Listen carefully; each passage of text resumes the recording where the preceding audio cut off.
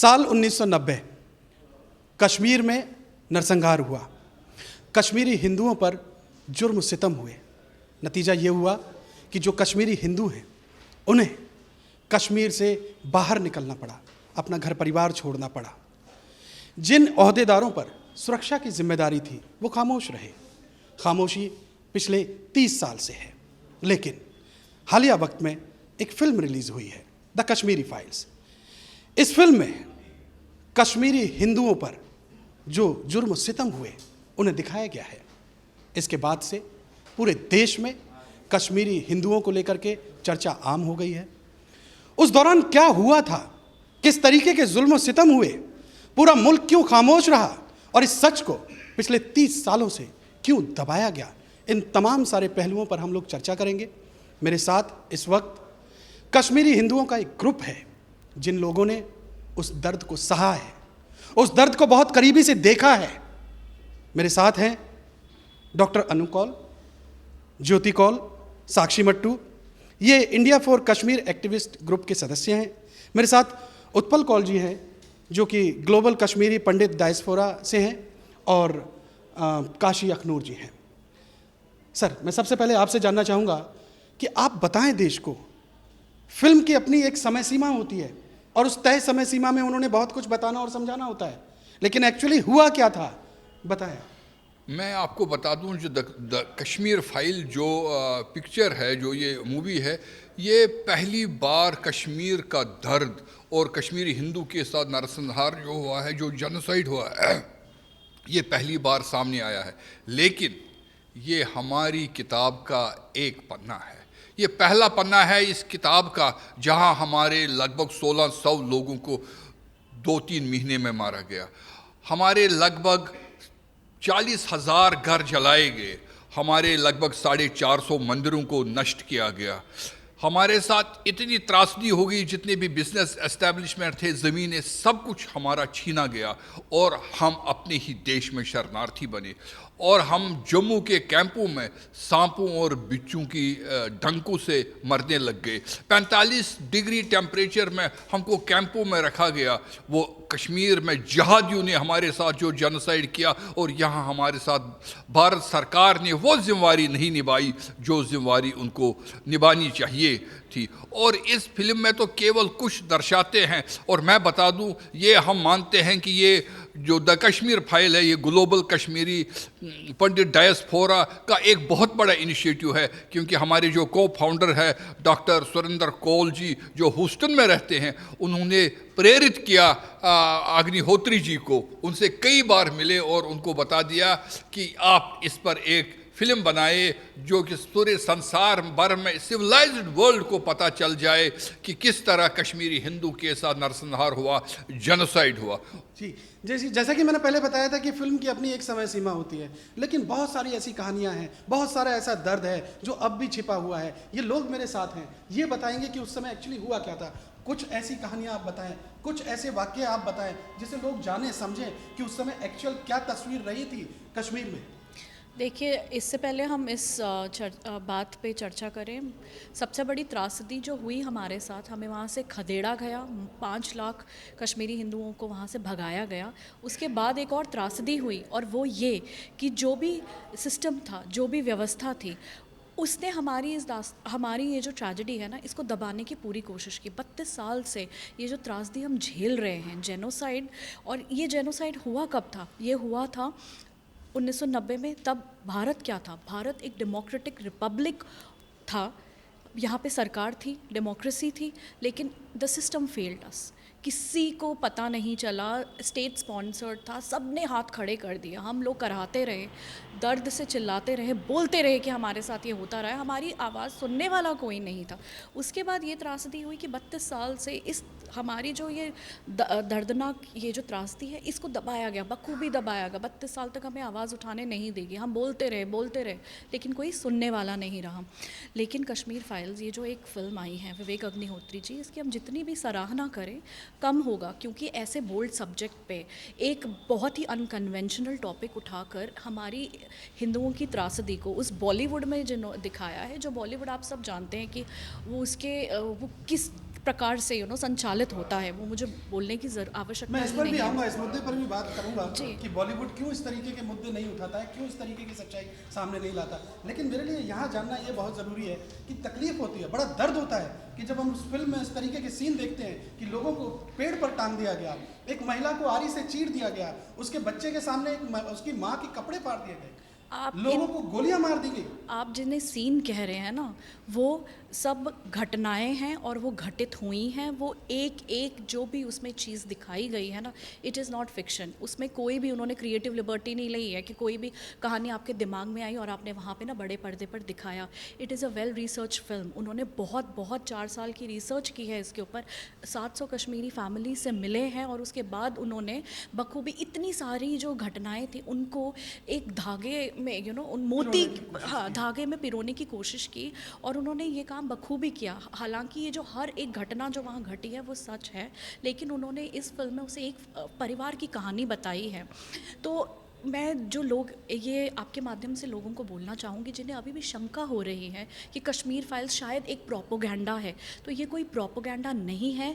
ये वो जो हमारे साथ त्रासदी 1990 में हुई है, ये वही उन्होंने 32 साल बाद बड़े पर्दे पर बखूबी दर्शाया गया बड़ी है। हैरत होती है कि सुरक्षा तंत्र है, सरकार है, उसके बावजूद उस समय सब लोग खामोश रहे, किसी ने कोई मदद नहीं की। नहीं, वहाँ पे उस क्या टाइम माहौल किसी ने, माहौल तो वैसा था कि जो हमारे सीएम साहब थे वो तो रिज़ाइन दे के चले गए थे और हमारी आर्मी थी, सब कुछ था, लेकिन उनके हाथ बंधे हुए थे, उनको कोई कुछ बोलने वाला नहीं था। जिसकी जो मर्जी थी, जो वहाँ पे पॉलिटिकल लीडर्स थे वो मिलिटेंट्स के साथ मिले हुए थे, वहाँ वही चल रहा था जो उनको बोला जा रहा था। और हमने वो जो दर्द सहा है ना, वो बयान करना, वो एक फिल्म में बता नहीं सकते। वो एक आप देखिए, ऐसे मतलब रूह कांप जाती है। वो मेरे से आवाज नहीं निकल रही है, वो मेरे खुद रोंगटे खड़े हो रहे हैं कि आवाज कैसे नहीं निकल लोग रही इस है कि तरीके से कैसे खामोश हमने हो वो सकते जिया हैं। है, वो दर्द जिया है हमने वो। लेकिन बड़ी हैरानी होती है, केंद्र में उस समय वीपी सिंह की सरकार थी, मतलब केंद्र से भी कोई मदद नहीं मिली, सब खामोश रहे। जी, हम लोग तो बहुत छोटे थे, लेकिन जो हम लोग अपने बड़ों से सुनते हैं कि नॉर्थ ब्लॉक में घंटी बजती थी, कोई उठाता नहीं था, पुलिस स्टेशनों में घंटियां बजती थी, कोई उठाता नहीं था। और उसके बाद देखिए टेनेसिटी लोगों की ये बोला कि जगमोहन जी ने भगा दिया। 19 जनवरी को सबसे बड़ा कॉल दिया गया कश्मीर की हर मस्जिद से कि आप लोग भाग जाइए, नहीं तो मार दिए जाओगे। घरों में आके भीड़ ने ऐसे ठोका है दरवाज़ों को कि मतलब अंदर रहने वाले आधे लोग तो वैसे दहशत से और खौफ से ही मर जाते। तो कहीं से कोई मदद नहीं आई। उन्होंने 21 तारीख को, जगमोहन जी ने 21 तारीख को ज्वाइन किया। 19 तारीख को बहुत सारी कश्मीरी पंडित जनता पलायन ऑलरेडी कर चुकी थी, फिर भी उनको दोषी माना गया एक प्रोपेगेंडा के तहत।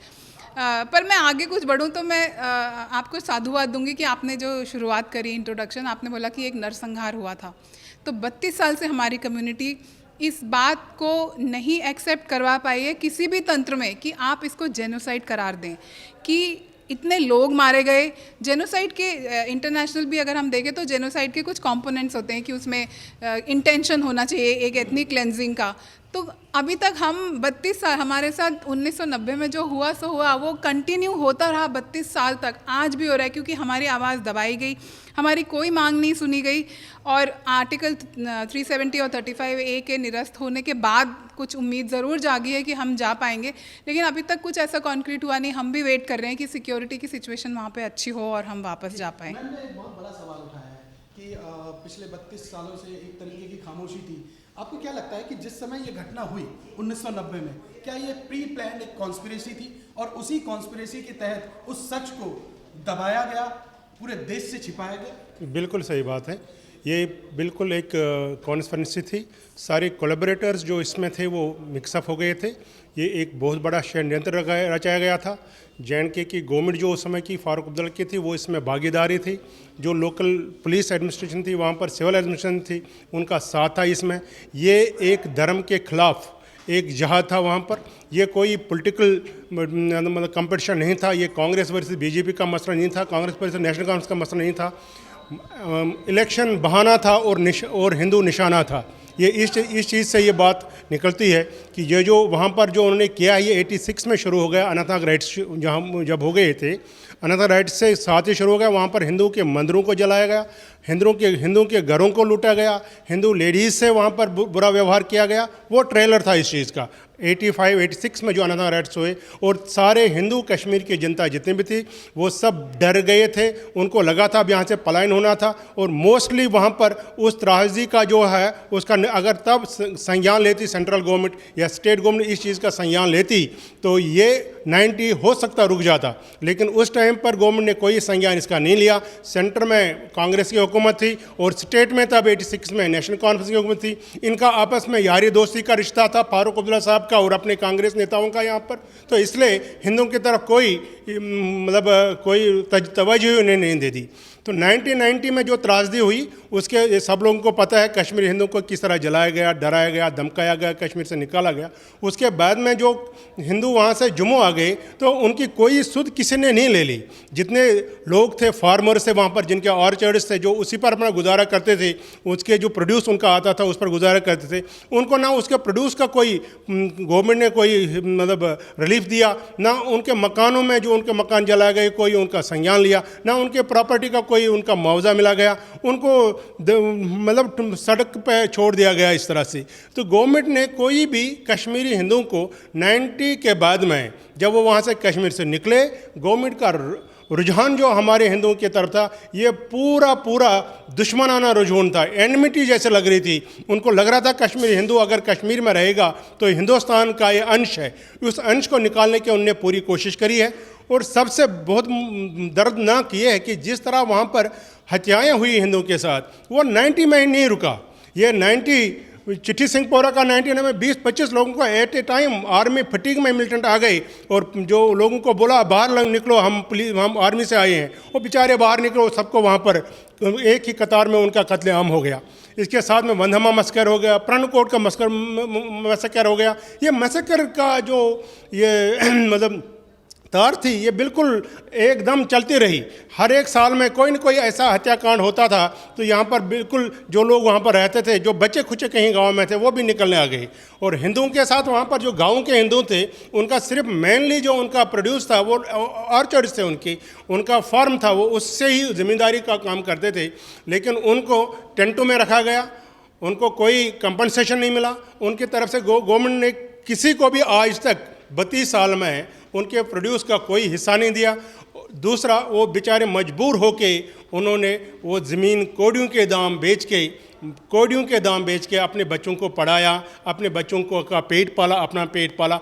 अब भी गवर्नमेंट ऑफ इंडिया या स्टेट गवर्नमेंट जो है, जो हमारे लोग कैंपों में रह रहे हैं, कोई हेल्थ फैसिलिटी वहाँ पर नहीं है। और जो बच्चे श्रीनगर में गवर्नमेंट की जॉब करने के लिए चले गए हैं उनको न्यूनतम सैलरी वहाँ पर दी जा रही है। बड़ी हिम्मत, मतलब बड़ी एक तरह दर्द है, परेशानी है, तकलीफ होती है ये सब कुछ सुन करके। एक नारा गढ़ा गया था कि या तो कन्वर्ट हो जाइए या फिर मारे जाइए या फिर चले जाइए यहाँ से। और उस समय मुफ्ती मोहम्मद सईद जो कि खुद जम्मू कश्मीर से आते, वो यहाँ पर होम मिनिस्टर थे। आखिर ये क्या चल क्या रहा था?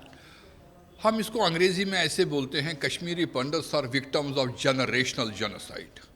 हमने कई सदियों पहले भी देखा है, 7 बार हम कश्मीर से निकले हैं और हमारे साथ ये त्रासदी फिर होती है। फिर आपने तो गुरु तेग बहादुर का सुना होगा कि गुरु तेग बहादुर ने कैसे अपनी सैक्रिफाइस की कश्मीरी हिंदुओं के लिए, और एक बार फिर हमने वही हालात देखे कि हमको कैसे नारे दिए गए, रिलिव गलिव तो चलिव, या आप मिक्स हो जाओ हमारे साथ, हो गया मुसलमान बन जाओ, या आप यहाँ से भाग जाओ या ख़त्म हो जाओ। मतलब ये ओपनली, ये कोई बिलीव ही नहीं कर सकता कि इस 20th सेंचुरी में कोई सिविलाइज्ड सोसाइटी में ऐसे नारे देगा जो ये जहादी आज 700 साल 800 साल पहले ऐसे नारे देते थे। लेकिन हमने खुद देखा है, हमने इसका खुद मज़ा चखा है। और घरों के बाहर ये लेटरें लिखते थे कि अगर आप जल्दी से नहीं निकलोगे तो आपको सर कलम किया जाएगा, आपको मार दिया जाएगा। और संसार में ये पहली बार ऐसी ये एग्जाम्पल है जहाँ 5% माइनॉरिटी के साथ ऐसा सलूक किया गया। लेकिन मैं आपको ये बता दूं कि त्रासदी है कि होम मिनिस्टर कश्मीर का था और आर्मी थी कश्मीर में, कोई इंटेलिजेंस फेलियर नहीं था। आर्मी इंटेलिजेंस है, रा था वहाँ पर आईबी था, वहाँ पर जम्मू कश्मीर पुलिस का सीआईडी डिपार्टमेंट था, हर एक चीज़ की नॉलेज थी उनको। मतलब यहाँ तक कि आम आदमी को पता था कि कौन टेररिस्ट है, किसके घर में गन है। तो वहाँ क्या होता था, वहाँ ऐसे हालात हो गए थे बस में, जैसे हम यहाँ पर बोलेंगे शकरपुर शकरपुर शकरपुर, वैसे नारे लगते थे पिंडी पिंडी पिंडी पिंडी पिंडी। तो बसें थी बॉर्डर पर जाने के लिए, ट्रेनिंग करने के लिए। लगभग 5,000 से 10,000 कश्मीरी युवकों को पाकिस्तान में ट्रेनिंग दी गई और उनको जहादी बोला कि तुमको जन्नत में जाना है, कश्मीर के लिए तुमको सेक्रीफाइस करनी है। उसके साथ आर्म्स इतने कश्मीर में आ गए जितने वर्ल्ड वॉर फर्स्ट में यूज़ हो गए। टैंकों और बख्तरबंद गाड़ियों को छोड़ के जितना भी AK-47, 2.5 लाख से 3 लाख AK-47 राइफल है, कैल्शनॉप गने, RDX रॉकेट लॉन्चर्स, पिस्टल्स और लाखों लाखों बुलेट्स कश्मीर आ गए। और अगर हमने आर्मी को फुल पावर्स दिए होते, ये महीने 2 महीने की बात थी, सारा आतंकवाद खत्म हो जाता। लेकिन दिल्ली वालों ने यहाँ दूसरा ही नरेटिव चलाया, और नरेटिव चलाया ये कश्मीरियत है, हम भाई भाई हैं, ये तो कुछ दिन का ये है, ये कुछ नहीं है। और पार्लियामेंट में ऐसे तरीके से बात की जैसे सारा ठीकरा जो है जगमोहन का ही है। और मैं आपको बताना चाहता हूँ और आपके माध्यम से पूरे देश को बताना चाहता हूँ कि जब जगमोहन ने जब ज्वाइन किया उससे पहले ही कश्मीरी हिंदू का पलायन हुआ था, क्योंकि इतना डर का माहौल था वहाँ। उन्होंने यहाँ हमारे विसार नाग के एक पंडित जी को स्टार्ट में मारा, उसके बाद भारतीय जनता पार्टी के कश्मीर के प्रेसिडेंट थे टिकालाल टिपलू, उनको मारा, फिर नीलकंठ गुंजू को मारा जिसने मकबूल भट्ट को फांसी दी थी, फांसी का ये ऑर्डर निकाला था। और फिर अनंतनाग डिस्ट्रिक्ट के सबसे वरिष्ठ वकील प्रेमनाथ भट्ट को मारा, और फिर डेली हम गिनती करते थे उसको मारा इसको मारा। मेरे परिवार के 5 लोगों को मारा है। तो मतलब इन हालातों में वहाँ कैसे रह सकते हैं, किस पर हम भरोसा करें कि और किस पर हम भरोसा नहीं करेंगे।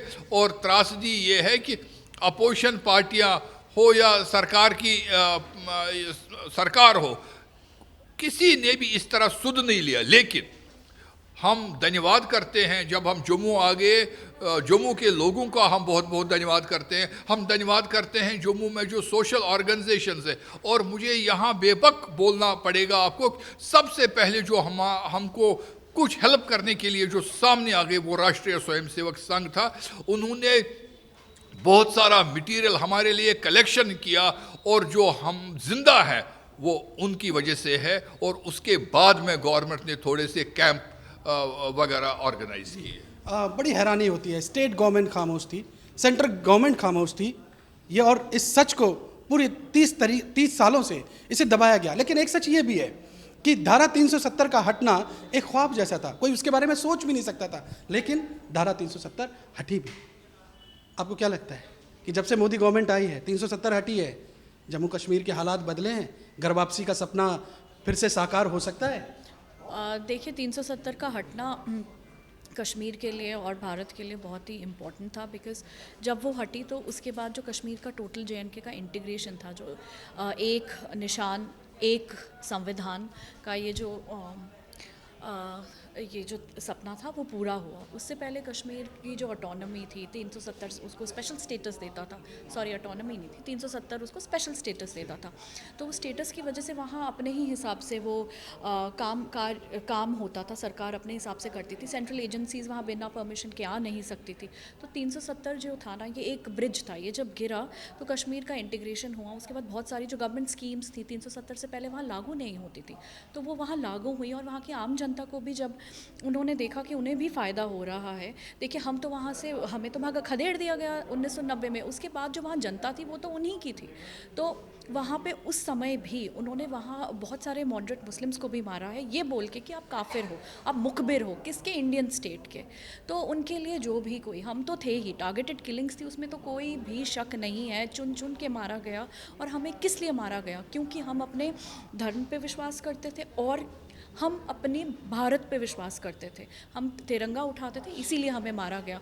वहाँ पे किसी को मारा गया यहाँ पे, क्योंकि वो यहाँ तिलक लगाते थे तो उनको यहाँ गोली मार दी गई, यहाँ ऐसे किया गया। क्यों? क्योंकि वो दिखाना चाहते थे कि ये जो आप अपना जो रलिव गलिव सलिव का ये जो नारा था, उसका मतलब ही ये था कि खौफ, इतना खौफ बिठाओ कि या तो वो कन्वर्ट हो जाए या तो भाग जाओ। और उसके बाद 19 जनवरी को लगातार वहाँ हर जगह से, मस्जिदों से नारे लगने लगे।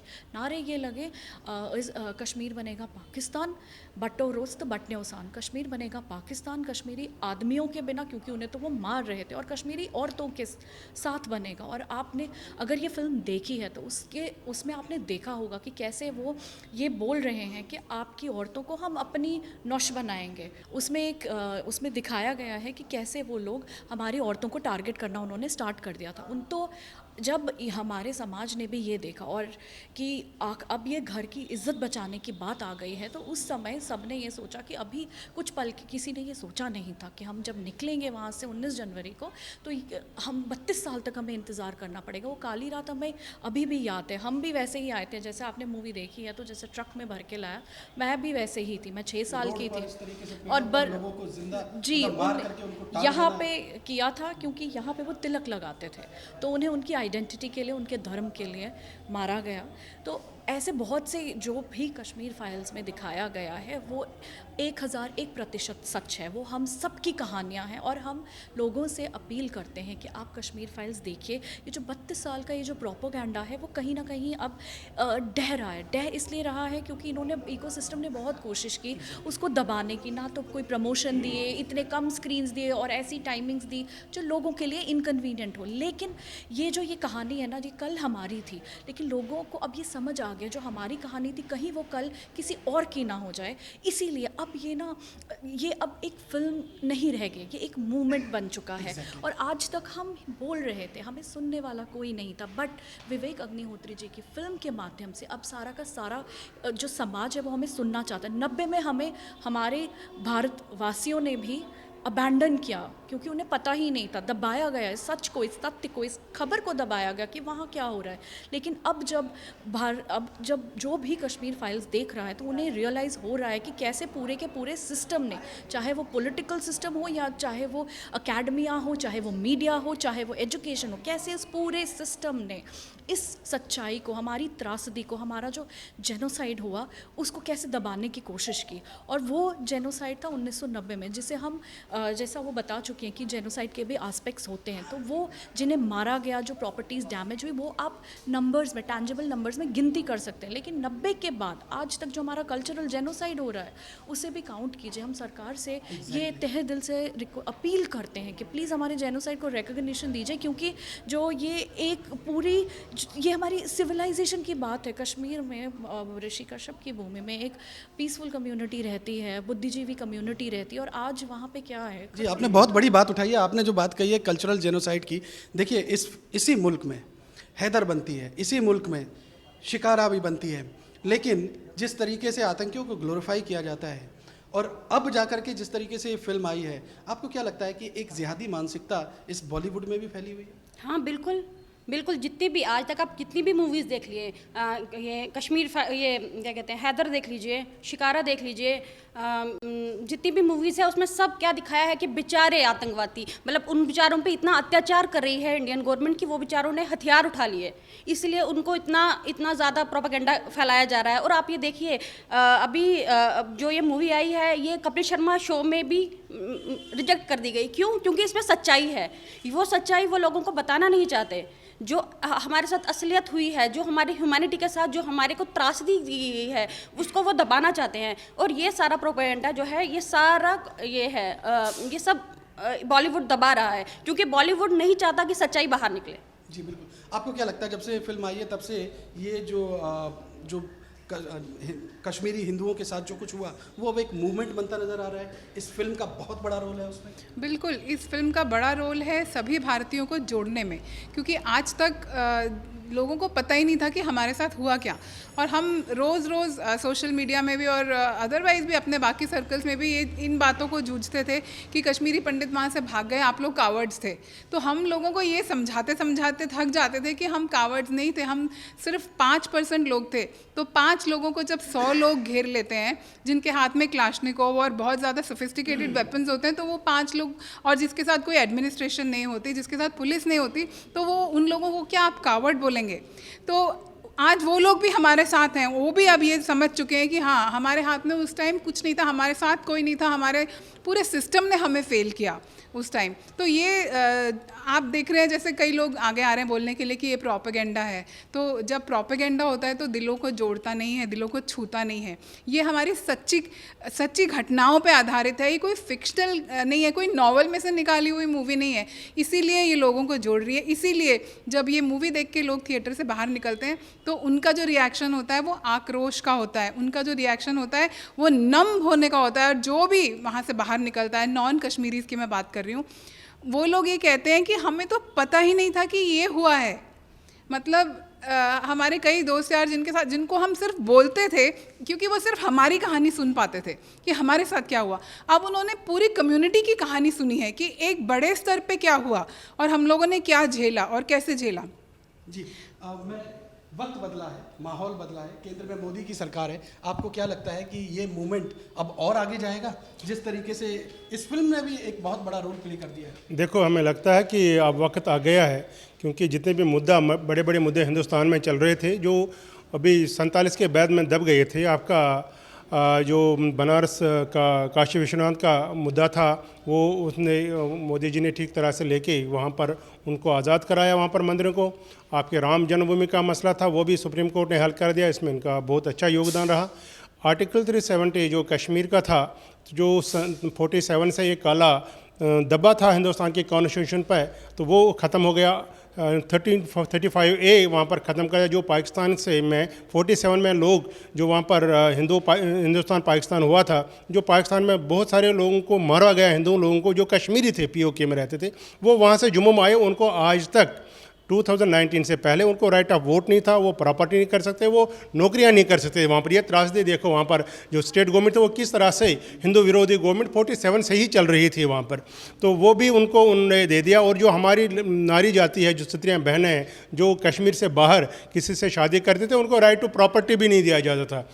तो ये सारी चीज़ें तो मोदी जी ने कर ले हैं। 3 तलाक का मसला था, वो भी उसने हल कर दिया है। तो बेचारी जो हमारी मुस्लिम बहनें हैं, जो वो सताई जाए, तो उससे तो हमें अब उम्मीद पूरी है कि कश्मीर हिंदू का मसला जो है, ये सेंट्रल गवर्नमेंट जो BJP की गवर्नमेंट है, ये ठीक तरह से उठाएगी और हमारा जो राइट टू लिव है वहाँ पर, राइट, हमें जस्टिस जो है वो हमें मिल जाएगा। और जिनोसाइड का जो हमारा हुआ था उसको गवर्नमेंट डिक्लेयर करेगी। ये कश्मीरी हिंदुओं का कश्मीर से जो विस्थापन हुआ है, ये कश्मीरी हिंदू का जिनोसाइड है। और एक पॉलिसी बनेगी सेंटर में हमारे रिसेटलमेंट की वहाँ पर, और वो रिसेटलमेंट हमारा तभी होगा जिसमें हम भागीदारी होंगे, जो हमसे डिस्कशन में आ जाएगा। हम कश्मीर से अपनी मर्ज़ी से नहीं निकाले, हमको कश्मीर से निकाला गया था, लेकिन जब हम कश्मीर जाएंगे हम अपनी मर्ज़ी से जाएंगे और हम देखेंगे कि हमारे लिए क्या वहाँ पर है, ताकि हमारा दूसरा जेनोसाइड जो है हिंदुओं का दोबारा ना हो। वहाँ पर 3 चीज़ें नहीं दबाने से नहीं दबती हैं। एक तो सूर्य का प्रकाश, चाहे कितना भी दबाव उस पर डालो वो नहीं दबता है, वो निकल के आता है। और चांद की चांदनी, चाहे कितना भी आघात हो जाए, चांद की चांदनी बाहर तो आ ही जाते हैं। इस तरह सत्य जो है वो चाहे कितना भी दबाव, वो निकल के आ ही जाता है। और आज ये सत्य जो कश्मीर का था, जो कश्मीर के साथ वहाँ पर जो दुर्घटनाएं हुई थी, जिस तरह से कश्मीर की प्रताड़ना हुई थी वहाँ कश्मीर हिंदुओं की, और इसमें जो सारे गवर्नमेंट के अफसरान, चाहे गवर्नमेंट की पॉलिटिकल पार्टी जो मिली हुई थी, तो ये सब सत्य इस फिल्म के द्वारा सामने लाया गया। और सब लोगों को मेरी अनुरोध है कि हिंदुस्तान के 130 करोड़ हिंदू, मुस्लिम, सिख, ईसाई जितने भी यहाँ पर बाशिंदे हैं, वो इस फिल्म को देखें। और इस फिल्म को देखने से उनको ये थोड़ा सा ये पता चलेगा कि ये एक माइनॉरिटी जो वहाँ पर कश्मीर में थी, उनके साथ कितनी प्रताड़ना हुई, वहाँ पर उनको किन जुल्मों का शिकार होना पड़ा, और उसके बाद में गवर्नमेंट ने उनका क्यों नहीं कोई संज्ञान लिया। सुप्रीम कोर्ट का कमीशन बैठना चाहिए इसमें, और जितने भी विक्टिम्स वहाँ पर है, विक्टिम फैमिलीज़ हैं, वहाँ पर उनकी पूरी तरह से उनको जानकारी लेके एक वाइट पेपर इशू होना चाहिए इस चीज़ पे। Thank you very much. जी बिल्कुल, सच की अपनी एक तासीर होती है। सच दब सकता है, कुछ समय के लिए छिप सकता है, कुछ समय के लिए, लेकिन सच सच है, वो सामने ज़रूर आएगा। और जो जेनोसाइड हुआ 1990 में, जो कश्मीरी हिंदुओं के साथ हुआ, वो सच अब पूरी दुनिया के सामने आ चुका है। लोग अब इन कश्मीरी हिंदुओं के साथ कनेक्ट हो रहे हैं। वक्त बदला है, तस्वीर बदली है, और उम्मीद है कि जिन लोगों का हक मारा गया, जिन लोगों के साथ जुल्म और सितम हुए, उनको जस्टिस मिलेगा। ये मूवमेंट एक पूरे हिंदुस्तान में एक बड़ा मूवमेंट होकर के उभरेगा। तस्वीर बदल चुकी है। बहरहाल आपने इस पूरी प्लाइट को सुना, इस पूरे हालात को समझा। आपकी अपनी राय क्या बनती है, आप कमेंट बॉक्स में जाकर के ज़रूर लिखिएगा। और अगर जो लोग हिंदुस्तान में कश्मीर को हिंदुस्तान का हिस्सा समझते हैं, वो लोग इस फिल्म को ज़रूर देखें और इस मूवमेंट से ज़रूर जुड़ें। बहुत बहुत शुक्रिया। अगर आपको हमारा ये वीडियो पसंद आया हो तो वीडियो को लाइक करें और चैनल को सब्सक्राइब करें, और हाँ, बेल आइकन को दबाना ना भूलें ताकि आप तक वीडियो का नोटिफिकेशन पहुंचता रहे। देखते रहिए इंडिया न्यूज़ एंटरटेनमेंट।